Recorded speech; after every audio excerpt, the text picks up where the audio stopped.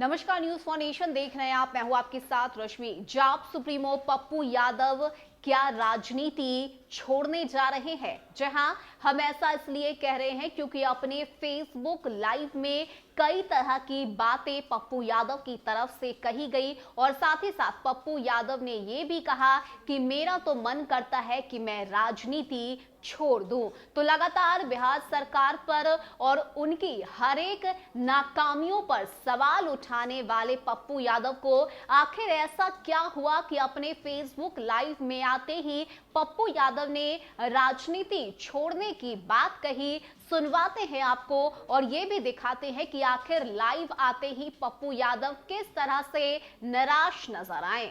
नमस्कार। मन करता है कि अब राजनीति छोड़ दें, बस मानवता की सेवा करें। तकलीफ होती है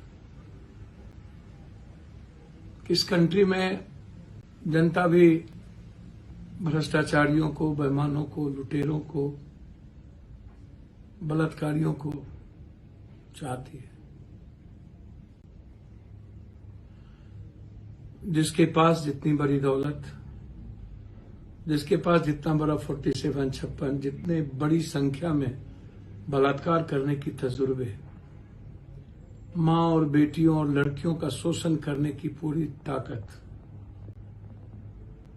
चाहे वो बाबा हो या पॉलिटिशियन, पदाधिकारी हो या कोई व्यक्ति, वही लोग इस देश को चलाते हैं। क्या आपको नहीं लगता है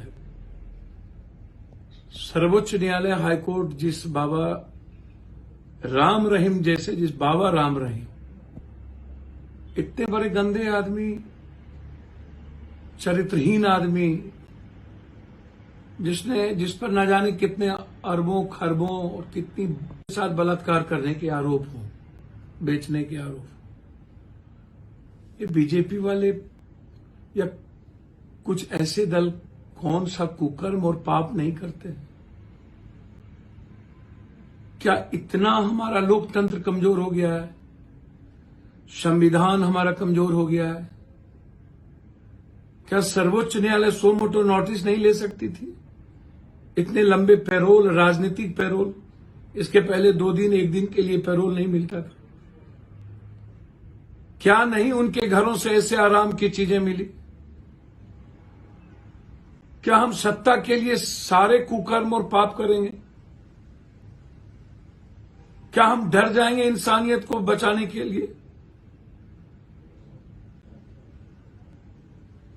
लगभग इस हिंदुस्तान के 90% बाबा जो अकूट पैसे कमा करके, दुनिया से लूट करके, गरीबों से और मानवता को समाप्त करके अपनी ऐशो आराम की जिंदगी जीते हो,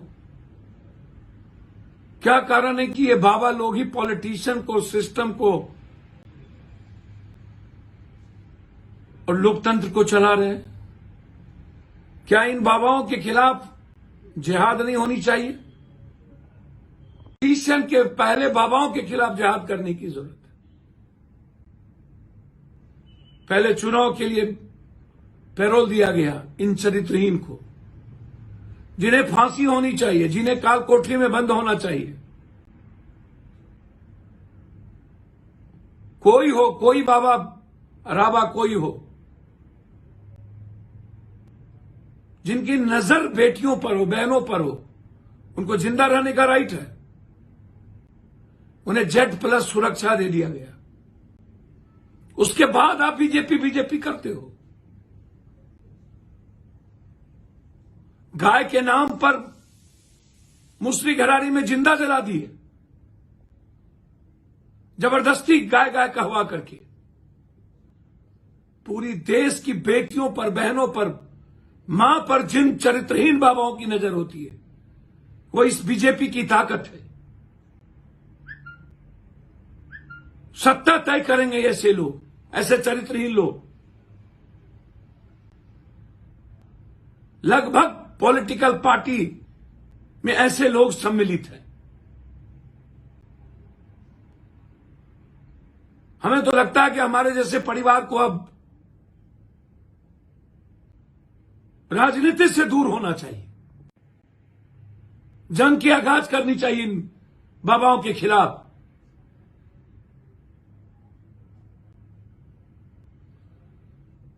समाज से आवाज उठनी चाहिए इन चरित्रहीन नरभक्षी के खिलाफ। ये राम रहीम नरभक्षी है, नरभक्षी। समाज में आजादी से रहने के अधिकार इन्हें नहीं मिलना चाहिए। सर्वोच्च न्यायालय अविलंब सो मोटो नोटिस ले। आसाराम को एक दिन पैरोल नहीं मिली और लोगों को, तो फिर ये राम रहीम को कैसे? जबकि आसाराम से भी ज्यादा खतरनाक और चरित्रहीन राम रहीम है। अकूट पाप के शेयरदार और हिस्सेदार है। सिर्फ पंजाब और हरियाणा के वोट के लिए सारे कुकर्म करते हैं। हमें लड़ना होगा। है हिम्मत तो तैयारी करें ये राम रहीम। मैं लड़ने को तैयार हूं और मरने को भी तैयार हूं।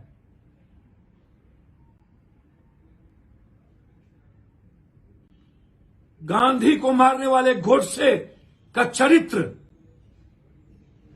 और आज भी कई गोडसे को यह पालकर इस देश की संविधान और लोकतंत्र को खत्म करना चाहते हैं। मैं नीतीश जी से आग्रह करूंगा कि मुस्लिम घरारी के मामले को आप गंभीरता से लें। क्या सब कुछ समाप्त हो गया? फिनिश हो गया कानून? जिसे मन आएगा वीडियो वायरल करेगा और वो लोग समाज में रहेंगे। कौन आजादी दिया ऐसे लोगों को? कानून के रहते, संविधान और सरकार को रहते कि हम फैसला करें। तब तो सबसे पहला फैसला पदाधिकारी, पॉलिटिशियन, ब्यूरोक्रेट्स और पूंजीपतियों की होनी चाहिए। क्या घटना माफी जोग नहीं है? और बिहार में इसकी प्रचलन बढ़ रही है। हम समाज के प्रबुद्ध लोगों को इसके खिलाफ खड़े होने की जरूरत है। हम आएंगे। हमसे क्यों नहीं लड़ते हो? आदमी को मारने वाले, आदमी को गिद्ध के तरह लूटने वाले,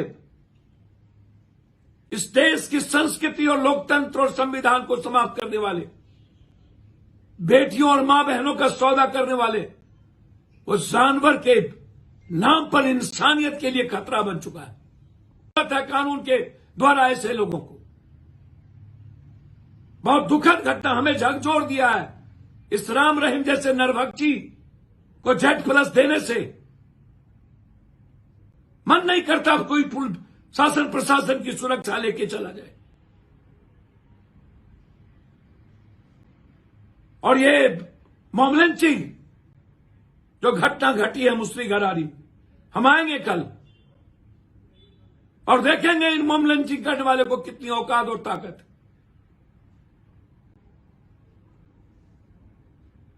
प्लीज हाथ जोड़ के विनती करता हूं मैं, नीतीश जी, न्याय करिए उस परिवार के साथ, उस बच्चों के साथ। और सर्वोच्च न्यायालय से आग्रह है कि सो मोटो नोटिस लें और ऐसे लोगों को काल कोठरी में होना चाहिए। आप निर्णय दें, अन्यथा कानून और संविधान और न्यायपालिका पर से भरोसा उठ जाएगा सबका। धन्यवाद।